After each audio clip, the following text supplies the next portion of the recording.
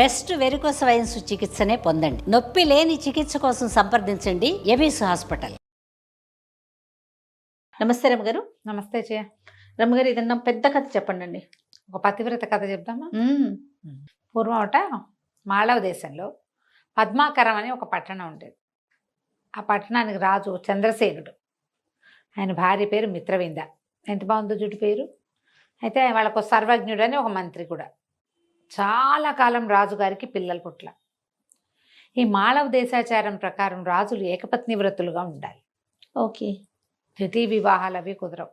మనం కొన్ని దేశాల కథల్లో చూస్తాం, పెద్ద భార్యకి పిల్లలు పుట్టకపోతే ఇంకో పెళ్లి చేసుకున్నారు అనుకుంటా, 1 2 3 అలా పిల్లలున్నా లేకపోయినా కూడా వివాహాలు చేసుకునే విధానం ఉండేది. 5-6 రాణులు ఉండేవాళ్ళు, దక్షిణ నాయకులుగా ఉండేవాళ్ళు రాజులు. అదేం పెద్ద తప్పు వ్యవహారము కదా, ఆ కాలంలో నడిచేది అది, అంతే సహజమైన సంగతే. అయితే సంతానం కలగల. ఈ సర్వజ్ఞుడు జాతకాలు చూపించాడు, మంత్రి గారు పూజలు చేయించాడో ఏం చేసినా ఏమీ లేదు. క్రమంగా ఏమనిపించిందంటే, ఈ సంతానం లేకపోవడం అనేది ఒక పెద్ద హర్డిల్. ఎవరినైనా దత్తు తీసుకోవచ్చు, ఓకే, దత్తత తీసుకోవచ్చు. ఈ దత్తత తీసుకోవడానికి ఏమైంది, ఆయనకి సమీప బంధువులు తక్కువ ఉన్నారు. దత్తత క్లోజ్ కజిన్స్ నుంచి తీసుకుంటే రాజరక్తం ఉండాలి కదా వాళ్ళల్లో, అది కదా, లేకపోతే ప్రజలు తప్పట్టుకుంటారు. బయట వాడి నుంచో తీసుకొచ్చి ఇప్పట్లో లాగా ఇటీవల కాలంలో చేసినట్టుగా ఎక్కడి నుంచి అయినా తెచ్చుకునే విధానం ఆ రోజున లేదు. అవును, క్షత్రియ రక్తం కావాలి, అది కూడా రాజరక్తం. ఏదో ఒక తరంలో అయినా వాళ్ళతోటి రాజుతో క్లోజ్ రిలేషన్ ఉండాలి. అలా కుదరలా. ఆయన ముందు తరాల్లో ఆడపిల్లలు ఎక్కువ ఉన్నారు, వాళ్ళంతా బయటికి వెళ్ళిపోయిన వాళ్ళు, అన్నదమ్ముల వరస అయ్యేవాళ్ళు లేరు. చూసి ఒకసారి ఏమైందట, ఒక పెద్ద పండిత సభ జరిగిందట.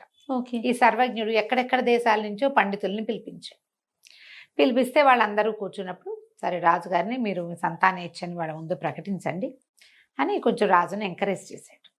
ఈ చంద్రసేన మహారాజు ఏం చేశాడు, అందరికీ దక్షిణలు తాంబూలాలు ఇచ్చాక, అయ్యా నాకు ఒక కోరిక, సంతానం కలగలేదు, మీరందరూ ఆలోచించి ఒక అత్యద్భుతమైన వ్రతాన్ని దేన్నైనా నాకు చెప్పండి. మా అరాచకం అయిపోతుంది కొంతకాలం అయితే, నా తర్వాత ఎవరో ఒకళ్ళు ఉండాలి కదా అని అడిగాడు. వీళ్ళు పండితులు ఒక 10-12 మంది బాగా ఆలోచించి, రాజా మహత్తరమైనది, లోకక్షేమం కోరి చేసే పని ఒకటి చేయాలి నువ్వు, దాంతోపాటు నువ్వు సంతానాన్ని కూడా కోరుకోవచ్చు. ఓహో. ఈ లోకక్షేమం కోసం ప్రజలందరూ సుఖ సంతోషాలతో ఉండాలంటే లక్ష్మీ పూజ అత్యుత్తమమైంది. కాబట్టి బంగారు లక్ష్మీదేవి విగ్రహం చేయించి 6 నెలల పాటు రాజ్య విస్తరణ లాంటి వ్యవహారాలు, యుద్ధం జోలికి పోకుండా, ఓకే, రాజ్య విస్తరణ జోలికి పోకుండా 6 నెలలు భార్యాద్వితీయుడివై ఆమె లక్ష్మీ వ్రతం చెయ్యి, లక్ష్మీ పూజ చేయమన్నారు. పూజ ఎట్లా చేయాలి, ఏం చేయాలంటే సాంగంగా మనం చెప్పుకుంటాం కదా, శ్రీ సూక్త విధానంలో లక్ష్మీ పూజ చేయటం. నిత్యము భోజనాలు పెట్టాలి, ఎవరికైనా నిత్యము కొంత దానం చేయాలి, ప్రతిరోజు పూజ చేసుకోవాలి. ఓకే. సరే, రోజు ఒక బంగారు లక్ష్మీ విగ్రహం చేయించారు. మనమైతే ఇంతది కొనుక్కుంటాం, 10-15 గ్రామ్స్లో బుజ్జిది, అంతకంటే ఏం కొంటాం కదా. అవునండి, అందరి ఇళ్లలో ఇంతకంత పెట్టకూడదు, మనకు అదో సిద్ధాంతం. ఇంత బుజ్జి లక్ష్మీదేవిని పెట్టుకుంటాం మన వాళ్ళు. మనలో అయితే వాళ్ళు ఏం చేశారు, పెద్ద విగ్రహం చేయించారు. రాజు కదా, బంగారం అంతా కరిగించి చక్కగా లక్ష్మీదేవి విగ్రహం చేయించి సాంగంగా ఆమెను ప్రతిష్ఠ చేసుకుని పూజా మందిరంలో ప్రతిరోజు శ్రద్ధగా చేశారు పూజ. ఓకే. 5 నెలలు గడిచిపోయాక ఒకనాటి రాత్రి ఇద్దరు మేడ మీద పైన సౌధవ పరిభాగంలో పడుకుంటే ఇద్దరికి ఒకేసారి కల వచ్చింది. ఒకళ్ళ కల ఒకళ్ళకి చెప్పుకున్నారు, ఒకేసారి నిద్ర లేచి చెప్పుకున్నారు. వీళ్ళిద్దరికీ లక్ష్మీదేవి ఐరావతం మీద కూర్చుని ఒక తెల్లని ఏనుగునెక్కి సర్వాభరణాలు ధరించి వీళ్ళకి కనపడి పూర్వజన్మ కర్మవశాత్తు మీకు సంతానం లేదు, అపుత్రులుగా ఉన్నారు. ఓకే. కానీ ఈ ఇంతకాలం పూజ చేసినందుకు, శ్రద్ధాలోపం లేకుండా, భక్తి లోపం లేకుండా చేసినందుకు మీకు ఒక కూతుర్ని ప్రసాదిస్తాను. పోనీ సంతానం కుమారుడైతే ఏమవుతాడు, రాజ్యానికి ఉత్తరాధికారి అవుతాడు. కూతురు దౌహిత్రుడు రాజ్యానికి ఉత్తరాధికారి అయ్యే అవకాశం ఉంది, కాబట్టి మీ రాజ్యానికి ఉత్తరాధికారి కూడా లభిస్తాడు అని చెప్పి, అమ్మాయి మంచి లోక విఖ్యాతి పొందేటువంటి పతివ్రతగా ఉంటుంది. ఉత్తమరాలైన కన్యని మీకు కుమార్తెగా ప్రసాదిస్తానని చెప్పింది కళ్ళు. ఓకే. ఆవిడ లేచింది, మహారాజా ఏం కళ వచ్చిందంటే, మహారాజు కూడా నాకు కళ వచ్చింది అన్నాడు. వాళ్ళిద్దరూ ఒకళ్ళకొకళ్ళు చెప్పుకుంటే సేమ్ అదే కళ వచ్చింది. 6 నెలల పూజ పూర్తి చేశారు. ప్రతిరోజు నియమం ఉందిగా, నియమం ప్రకారం అన్నీ చేసిన తర్వాత ఆ తర్వాత 2-3 నెలలకి రాణి గారు గర్భవతి అయింది. గర్భవతి అయి చాలా విశేషంగా ఇవి చేశారు, సీమంతోత్సవాలు అన్నీ చేశారు. ఊరంతా పండగ చేసుకున్నారు, దేశమంతా అన్ని చోట్ల కొత్త కొత్త మొక్కలు నాటారు. యువరాణి పుట్టబోతోందని, అమ్మాయి పుడుతుందని తెలిసిపోయిందిగా. 10 నెలలకి చక్కటి సర్వాంగ సుందరి అయిన ఒక కన్య జన్మించింది దేవుడికి ఇచ్చిన బాలిక. ఆ పిల్లకి శ్రీదేవి అని పేరు పెట్టారు. చక్కగా ఉండేది, అందమైన పిల్ల, చాలా బుద్ధిమంతురాలు, గుణవంతురాలు, చెప్పిన మాట వినేది, ఏం చెప్పితే అది నేర్చుకునేది. రకరకాల విద్యలు నేర్పించారు. ఒక 12, 13, 14 సంవత్సరాల వయసు వచ్చింది. ఈ పిల్ల ఈ కోటకి అనుబంధంగా ఒక పెద్ద పార్క్ లాంటిది, ఒక తోట లాంటిది డెవలప్ చేశారు. అమ్మాయి స్నేహితురాలతో అక్కడ ఆడుకుంటూ ఉండేది. ఏదో బంతి ఆడుకునేవాళ్ళు. ఒకరోజు బంతులు ఆడుతుంటే పిల్ల అలసిపోయి ఒక అరుగు మీద కూర్చుంది. అక్కడ మామూలుగా అక్కడక్కడ కూర్చోడానికి శిలా వితర్దికలు అంటారు, చిన్న చిన్న రాతి సోఫాలు చేయిస్తారు కదా కుర్చీలలో, ఈ మన పార్కుల్లో కూర్చుంటే దూరం నుంచి ఒక పరివ్రాజక ఒక ఆవిడ నడిచి వస్తుంది. ఈ పరివ్రాజక పేరండి, పరివ్రాజక అంటే చెప్తావు, సన్యాసిని. పరివ్రాజకులు అంటారు వాళ్ళని, లేడీస్, ఆడ సన్యాసుల్ని. ఆమె ఒక కాషాయ వస్త్రాలు ధరించి జుట్టది మూడేసుకుని ఉంది, యోగినిలాగా ఉంది. దూరం నుంచి వస్తూ ఈ వెలిగిపోతోంది పిల్ల, సర్వాభరణాలు ధరించి అందంగా చక్కగా ఉంది. 14 ఏళ్ల పిల్ల అంటే కొంచెం కంటికి నదరగా కనపడుతుంది, చిన్నతనం కాదు, ఎదిగిన వయసు కనిపిస్తూ ఉంటుంది. ఆవిడ అట్లా చూస్తూ దగ్గరకు వచ్చింది. దగ్గరకు వస్తే పిల్ల లేచి నిలబడింది. పెద్దవాళ్ళని చూస్తే దండం పెట్టాలి కదా, పైగా ఇప్పుడు యోగినిలాగా ఉంది.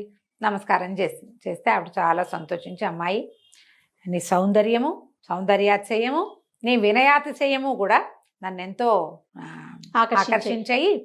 చాలా బాగుంది. విశేషంగా నీకు ఒక మాట చెప్తాను, నువ్వు ఇంత అతులోక సౌందర్యవతివి, నీకు అత్యద్భుతమైన వరుడు కావాలి. నువ్వు లక్ష్మీ స్వరూపంలాగా ఉన్నావు, విష్ణు స్వరూపుడైన యువకుడితోటి నీకు వివాహం జరగాల్సి ఉంది. గంధవతీపురపు యువరాజు భద్రేశ్వరుడు అనే రాజుగారి కుమారుడు సుందరేశ్వరుడు నీ వరుడు. అతనితో నీకు వివాహం జరగాలి. అతను నీకు అనురూపుడైన వరుడు. ఓకే. వివాహం జరిగాక ఏవో రకరకాల ఇబ్బందులు వస్తాయి, కానీ నీ పాతివ్రత్యంతో కథ అంతా చక్కబడుతుందమ్మా. ఎంతో కాలం రాజ్యం చేస్తావు, నీ తండ్రి రాజ్యానికి కూడా నువ్వు రాజును ప్రసాదిస్తావు, అంటే కొడుకులు కలుగుతారు. అయితే ఈ పిల్లకి మధ్యలో కొన్ని కష్టాలు వస్తాయి కానీ అన్నది వినపడింది గట్టిగా. ఏం కష్టాలు వస్తాయో చెప్పు, ఏం కష్టాలు వస్తాయో చెప్పమని బతిమలాడింది. ఆవిడంది, అమ్మ అవన్నీ చెప్పకూడదు, అవన్నీ దైవ రహస్యాలు. నీకు భర్త మాత్రం సుందరేశ్వరుడే. నిజాన్ని నేను ఇది కూడా చెప్పకూడదు, కానీ నీ సౌందర్యాతిశయం చూసి చెప్పాలనిపించింది. సుందరేశ్వరుడే నీ భర్త. అయినా కథ సుఖాంతమే అవుతుంది, నీకేం భయం లేదు. ధైర్యంగా ఉండు, అమ్మని ఆరాధించు, నీ వినయాతిశయాన్ని బట్టి పోగొట్టుకోవద్దు. ఓకే. వినయాన్ని పోగొట్టుకోకూడదు అని చెప్పి వెళ్ళిపోయింది. ఈ అమ్మాయి గబగబా లోపలికి కోటలోకి వెళ్ళిపోయి, ఎవరు ఈ రాజ్యం ఏమిటి, ఈ భద్రేశ్వరుడు ఎవరు, ఆయన కుమారుడు ఎవరు, అవన్నీ కనుక్కుని పెట్టుకుంది. ఇక అతన్నే ఇంకా మనసులో పెట్టుకుని ఉందన్నమాట. తర్వాత ఒక సంవత్సరంన్నర పోయాక వాళ్ళ నాన్నగారు ఏం చేశారు, స్వయంవరం ప్రకటిస్తామన్నారు. ఈ అమ్మాయి ఏమనుకుంది, ప్రకటించని, అందులో సుందరేశ్వరుడు ఎవరో చూసుకుని ఆయనకే పెళ్లి చేసుకుంటే సరిపోతుంది. నాకు ఇతనితో వివాహం కావాల్సి ఉండి అవుతుందని ఆవిడ చెప్పినప్పుడు తండ్రి స్వయంవరం ప్రకటించిన అతను రాకుండా ఎందుకుంటాడు, చుట్టుపక్కల అన్ని రాజ్యాలకి వెళ్తుందిగా పిలుపు, అతనే వస్తాడు అని స్థిమితంగానే ఉంది. చక్కగా రోజు లక్షణంగా లక్ష్మీ పూజ చేసుకునేది, బుద్ధిమంతురాలుగా ఉండేది. కొంతకాలానికి స్వయంవరం ప్రకటించారు. ఓకే. చుట్టుపక్కల రాజ్యాల రాకుమారులందరూ వచ్చారు. వచ్చాక ఈ అమ్మాయికి దండిచ్చి స్వయంవరంలో నుంచోబెట్టి ఒక్కొక్క రాజకుమారుడి దగ్గరికి దీని కుమారుడు ఫలానా రాజ్యం ఫలానా ఇది, ఒకళ్ళు రాజులు కూడా వస్తారు కొంతమంది, అందరూ రాజకుమారులే రారు, ఆల్రెడీ వివాహాలైన రాజులు రావచ్చు స్వయంవరానికి, వివాహాలైన వాళ్ళు కూడా రావచ్చు, అంత తప్పలేదు. పిలుస్తారు, రాజ్యానికి పిలుపు వస్తుంది, ఆ అమ్మాయిని చేసుకోవాలన్న తలంపు ఉందనుకో ఏ రాజుకైనా వస్తాడు. అమ్మాయి వారిస్తే స్వయంవరం మంచిది, పనికొస్తుంది. ఓకే. కొంతమంది వీళ్ళకి పెళ్ళయిందని వాళ్ళ పెళ్లి కాలేదని వరుసగా చెప్పుకుంటూ వెళ్తుంటే చివరికి ఈ సుందరేశ్వరుడు కనపడ్డాడు. ఈ అమ్మాయి ఇంకా రెండోది ఆలోచించాల, దండ ఆయన మెడలో వేసేసి వివాహం చేసేశారు. అయితే ఈ వచ్చిన రాజుల్లో కొంతమందికి ఏమనిపించింది, ఆ అమ్మాయి అతనికి పక్కన ఉన్నవాళ్ళు, అతనికి ముందున్న వాళ్ళకి మంటగా అనిపించింది. ఏమిటి మా తక్కువ, వీడు ఎక్కువ, వీళ్ళ రాజ్యం చిన్నది, వీడు ఇంకా యువరాజు కుర్రకుంక, ఈ పిల్లకి ఎందుకు 16 ఏళ్ళు, వరించింది? ఆ అబ్బాయికి ఒక 20 ఏళ్ళు, ఎందుకు వరించాలి? ఆల్రెడీ ఇప్పుడు వివాహాల స్వయంవరం అంటే ఊరికే సౌందర్యం అని చూసే కాదు, ముందే ఎందుకు ఏం చెప్పారు, వీళ్ళది ఇంత పెద్ద రాజ్యం, ఈయన ఇంత పరాక్రమశాలి, ఈయన ఇంత బాగా చదువుకున్నవాడు, ఈయన వాళ్ళని గెలిచాడు వీళ్ళని గెలిచాడని బంధుమాగదులాగా స్తోత్రం చేస్తారు. అదే అదే. ఆయన ముందున్నవాడు కుంతల దేశపు రాజు వీరవర్మ. ఆ కుంతల దేశం ఈ 2 రాజ్యాలని కలిపితానికంటే త్రిబుల్ ఉంటుంది. అయినా కూడా అతను కూడా కుర్రాడే, అంత పెద్దవాడు కాదు, 25-30 ఏళ్ల వాడు, మంచి వయసులో ఉన్నట్టు లెక్క. అని కాదని కూరకుంకం చేసుకుందని మండిపోయింది అతనికి. కానీ ఊరుకున్నారు, స్వయంవరం కదా, కన్యావారైతే రూపం అని చదువుకుని ఆ సర్లే చూద్దామని ఊరుకున్నారు. వివాహం చేశారు లక్షణంగా, బ్రహ్మాండంగా పెళ్ళయింది. హాయిగా కొంతకాలం ఇక్కడ ఉన్నారు అమ్మాయి అబ్బాయి. తర్వాత వీళ్ళిద్దరు కలిసి వాళ్ళ ఇంటికి వెళ్ళారు. ఎంతో బుద్ధిమంతుడుగా, ఎంతో చక్కగా బాగుండేవాడు అబ్బాయి కూడా. ఇద్దరు అనురూపమైన జంటగా ఉండేవాళ్ళు, అనుకూలమైన దాంపత్యం. రోజులు గడిచేసరికల్లా ఏమైంది, ఈ భద్రేశ్వర మహారాజు గారు మరణించాడు. ఆయన కుమారుణ్ణి రాజుని చేశాడు, రాజు అయ్యాడు. కొంచెం రాజ్యం సెటిల్ అయ్యే టైంకి ఆ కుంతల దేశపు వీరవర్మ ఉన్నాడు కదా, అతనికి రగులుతూ ఉంది. ఇంతకాలమైనా పోల, 4-5 సంవత్సరాలు గడిచింది. చుట్టుపక్కల స్నేహితులందరినీ కూడగట్టుకుని, ఇది చిన్న రాజ్యం, ఈ రాజ్యానికి ఎవడి పక్కనుందో వాడు కలుపుకోవచ్చు, కానీ వీడిని ఓడించి తీరాలి, ఓడించేసేయాలి, అంటే అడవుల దారి పట్టించాలి ఈ అమ్మాయిని, కుర్రాన్ని వరించినందుకు అని చెప్పి ఒక 5-6 రాజులని కూడగట్టుకుని వీళ్ళ మీద దాడికి దిగాడు. దిగేసరికి ఇంకా కొట్లైపోయారు మంత్రులు.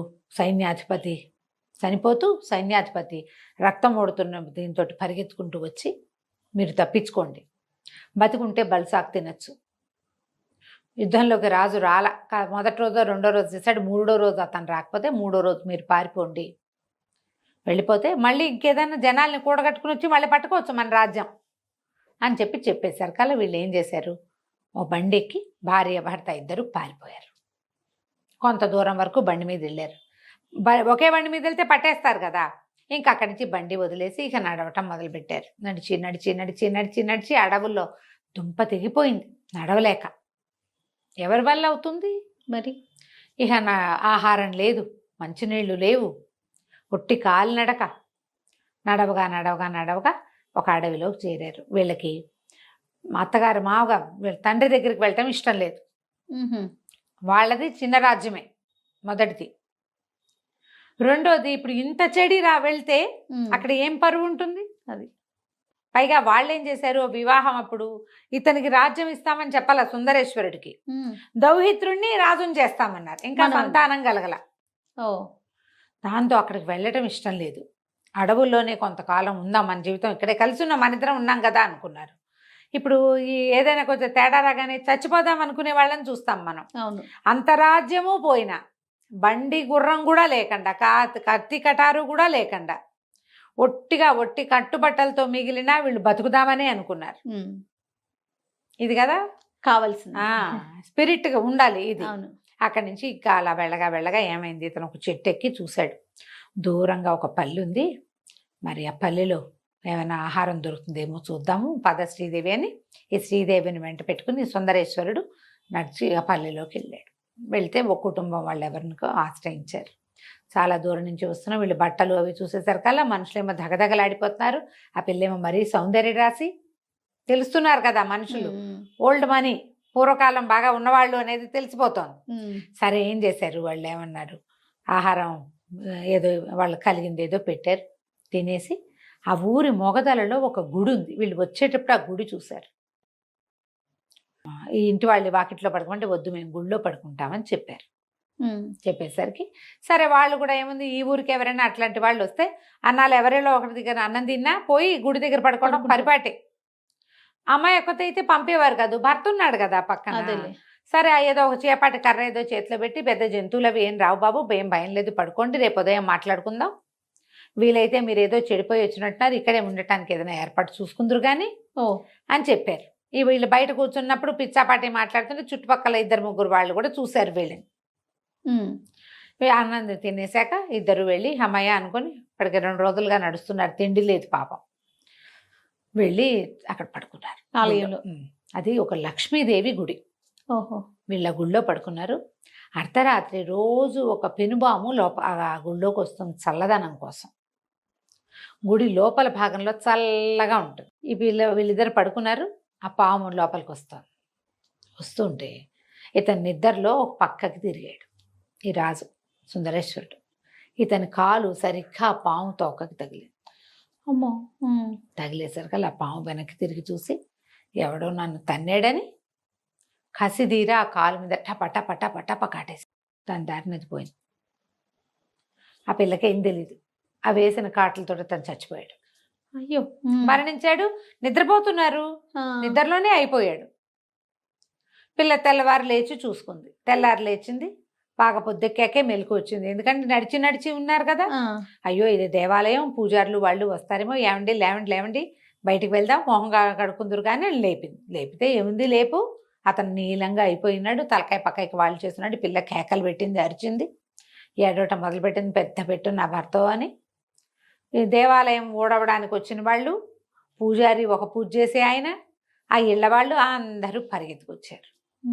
వస్తే ఏముంది, రాత్రి చక్కగా నవనవలాడుతూ ఉన్న 30 ఏళ్ళు కూడా లేని కుర్రాడు ఇప్పుడు చచ్చిపడి ఉన్నాడు.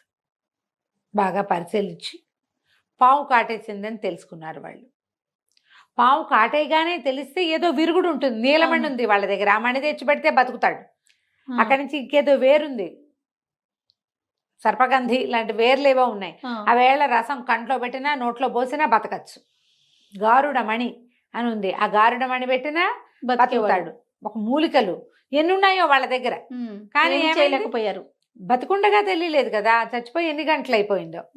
అక్కడి నుంచి ఊళ్ళో వాళ్ళంతా అయ్యో అయ్యో గుళ్ళో చనిపోయాడని బయటికి తీసుకొచ్చారు. పాపం జాలి పడ్డారు, ఏం చేయాలో తెలీదు. తన బిడ్డో ఇప్పుడు ఏం చేస్తాం, అంత్యక్రియలు చేసేద్దామని వాళ్ళు ఏర్పాట్లు చేసేస్తారు.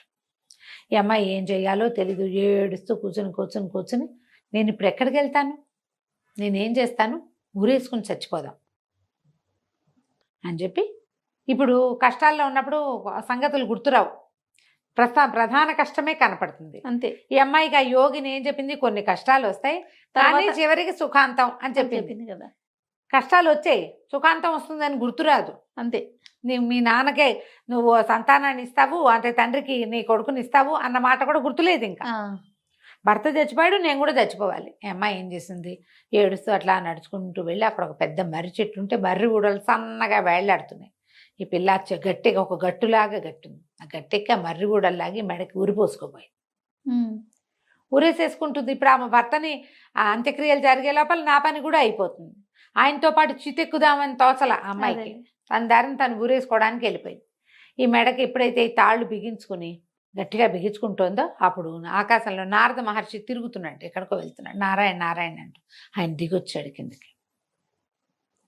అమ్మాయి ఎందుకమ్మా ఇంత పని చేస్తున్నావు అంటే, వల్ల ఏడిచింది, నేనేం చేయను, రాజ్యం పోయింది, దిక్కు లేదు, అక్కడ ఎవరున్నారో, ఎవరు బతుకున్నారో, ఎవరు చచ్చిపోయారో తెలీదు, మా అమ్మ నాన్నలు, మా ఊరు ఎక్కడుందో కూడా నాకు తెలీదు, అతనేమో ఇట్లా మరణించాడు, ఏ కారణంతో మరణించాడో కూడా తెలుసుకోలేదు, ఎప్పుడు మరణించాడో కూడా నాకు తెలీదు, ఇక నేను ఎందుకు నా జీవితం అనేసరికి అతను అన్నాడు, కాదమ్మా నువ్వు అమ్మవారి అంశతో ఆ వరంతో పుట్టావు, నీ మొహం చూస్తే నీకు వైధవ్య చిహ్నాలు నాకు కనిపించట్లా, వైధవ్యం రాసి కనిపించట్లేదు, చిరంజీవిత్వము తర్వాత సంపూర్ణ 5వ తనము కనపడుతున్నాయి, ఆయుష్మంతురాల్లాగా ఉన్నావమ్మా, నా మాట విను, నువ్వు ఈ పక్కన ఒక దేవాలయం ఉంది, ఆ దేవాలయంలో కూర్చొని లక్ష్మీదేవిని ప్రార్థించు, నువ్వు ఇప్పటిదాకా లక్ష్మీ పూజ చేస్తావు, అమ్మవారు ఏదైనా నిన్ను కరుణిస్తుంది, వాళ్ళ అవన్నీ ఏర్పాట్లు అయ్యే లోపల ఏదైనా జరగచ్చు, నువ్వు వెళ్ళమన్నాడు. సరే అమ్మ ఏం చేసింది, ఆ మహిళతోటే భర్త చనిపోయాడు, పోయి మళ్ళీ మా దేవుడ మందిరంలో కూర్చుంది. అది ఇంతెత్తు లక్ష్మీదేవి విగ్రహం, ఆ లక్ష్మీదేవి ఎదురుగుండా కూర్చుని ధ్యానంలో తదేక దీక్షతోటి కూర్చుని ఒక గంటన్నరకి ఆ లోపల అంతరాలయం నుంచి ఒక పెద్ద వెలుగులాగా వచ్చి అమ్మవారి ప్రత్యక్షమైంది. ఓ లక్ష్మీదేవి, అమ్మాయి ఇవాళ ఒక్కరోజు పూజ చేస్తే రాలా, పుట్టిననాటి నుంచి చేస్తూ ఉంటే ఆ, మనకు అవసరమైనప్పుడు ఫలితం కనపడుతుంది. అంతే. అప్పటికప్పుడు చేస్తే ఎట్లా వస్తుంది? చిన్నప్పటి నుంచి నేర్చుకోవాలి. ఉమ్, అయితే అమ్మ ప్రత్యక్షమై ఆవిడ ఏం చెప్పిందంటే, నీకు నీ కర్మవశాత్తు జరిగింది, కొంతసేపు వైధవ్యాన్ని అనుభవించాలి నువ్వు, అందుకని సగానికి పైగా సమయం నిద్రలో గడిపించేశా. ఉహుం. అతను అప్పుడే చచ్చిపోయాడు. ఈ పిల్లకి తెలియదు కదా తెల్లవారేదాకా. ఈ కాస్త దుఃఖము నువ్వు అనుభవించవలసిందే. ఇది నీ తల్లిదండ్రుల తాలూకు కర్మానుభవం వల్ల కూడా నీకు సంప్రాప్తించింది అని ఒక మా పండు ఇచ్చింది. ఈ పండు రసాన్ని అతని శరీరం మొత్తానికి రాస్తే బతుకుతాడు. ఇక్కడి నుంచి మీ తండ్రి దగ్గరికి వెళ్ళిపోండి. ఉమ్, వెళ్ళి అక్కడ నువ్వు యుద్ధానికి సమకూర్చుకుని మళ్ళీ మీ రాజ్యాన్ని మీరు చేజిక్కించుకోగలుగుతారు. నీకు నడిస్తే దారి తెలుస్తుంది ఓహో అని చెప్పి మాయమైపోయింది. ఈ అమ్మాయి వీళ్ళు అతన్ని ఏం చేశారు, పాడ మీద చక్క కట్టేసి మోసుకెళ్ళిపోతున్నారు. ఓయో ఈ అమ్మాయితో సంబంధం లేదు, దేవాలయం ప్రిన్సెస్ లో చనిపోయాడు కదా, ఆ పిల్ల ఎక్కడున్నా సరే అదేలే. వీళ్ళ దారిని వీళ్ళు చేసేసుకుంటున్నారు. మోసుకుపోతుంటే శ్మశానం దాకా తీసుకెళ్ళిపోయాక వాళ్ళ వెనకాల పరిగెత్తుకుంటూ వెళ్ళి ఒక 5 నిమిషాలు ఉండండి అని ఏం చేసిన మా ఆవిడ పండుని ఇట్లా నలిపి నారింజ పండు లాంటిది ఆ రసాన్ని తల దగ్గర నుంచి చివరి దాకా ఒళ్ళంతా రాసి ఉమ్, నల్లగా అయిపోయాడు అబ్బాయి, ఒక రకంగా నీళ్ళని కలిసిన నలుపులోకి. 5-10 నిమిషాల తర్వాత లేచి కూర్చున్నాడు అతను. ఓ గోర్ల దగ్గర అక్కడ నలుపు ఉండిపోయిందట, ఎక్కడ అంటలేదో అక్కడ. లేచి కూర్చున్నాడు. కూర్చునేసరికి అంతా ఆశ్చర్యపోయారు. అయ్యే బాబోయ్, ఏం పాతివ్రత్యం అమ్మా, ఎట్లా సంపాదించావు ఇంత శక్తి, నువ్వు ఇన్ని గంటల క్రితం చచ్చిపోయిన వాడిని ఎట్లా బతికించావు అని అందరూ ఆశ్చర్యపోయారు. నేను కాదు నాయనా బతికించింది, మీ ఊర్లో ఉన్న లక్ష్మీదేవి, ఉమ్, ఆవిడే నాకు ఈ వరం ఇచ్చిందని చెప్పేసరికి వాళ్ళు వీళ్ళు ఏం చేశారు, ఆ దేవాలయం అంతా మళ్ళీ శుభ్రం చేసి బొల్డని కొలుపులు చేసి అమ్మవారికి ఉమ్, పూజలు జరిపించి, మరి తను చనిపోయాడని భావించారు కదా, సరే వీళ్ళిద్దరికి ఆ భోజనం పెట్టి వీళ్ళకి బాగా శ్రమ తీరేదాకా ఉంచుకుని తర్వాత 2 మనుషులు తోడొచ్చి ఆమె రాజ్యం దాకా దింపారు, ఆ శ్రీదేవిని సుందరేశ్వరుణ్ణి. ఓ వీళ్ళు ఆ రాజ్యానికి ఎల్లల్లో ఉన్నారు, దానికి సంబంధం లేదు. ఉమ్, కానీ వీళ్ళ సరిహద్దులు దాటితే వాళ్ళ రాజ్యంలోకి వెళ్ళిపోతారు, ఆ పద్మాకరానికి వెళ్తారు.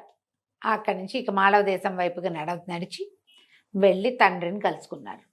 తండ్రికి ఆల్రెడీ వార్త వచ్చింది, కూతురు అల్లుడు ఏమైపోయారో అని వెతుకుతున్నారు. కానీ వాళ్ళు అప్పటికే ఏం చేశారు, చాలా మటుకు సైనిక బలాల్ని సమకూర్చుకున్నారు. ఒకవేళ అల్లుడు తమ దగ్గరికి వస్తే యుద్ధానికి వీలుగా అనమాట. ఓ ఈ సమకూర్చుకున్న బలాలతోటి ఇంకొక 6 నెలలు ప్రయత్నం చేసి మళ్ళీ వీళ్ళు అక్కడ కుంతల దేశం మీదకి యుద్ధం చేశారు. ఓకే. అందరినీ కలుపుకున్నాడు ఆయన. నా కూతురికి స్వయంవరం చేసుకునే అవకాశం లేదా, ఉమ్, పైగా ఈ రోజు స్వయంవరం అయి నువ్వు ఈ రోజు యుద్ధం చేస్తే బాగుంటుంది.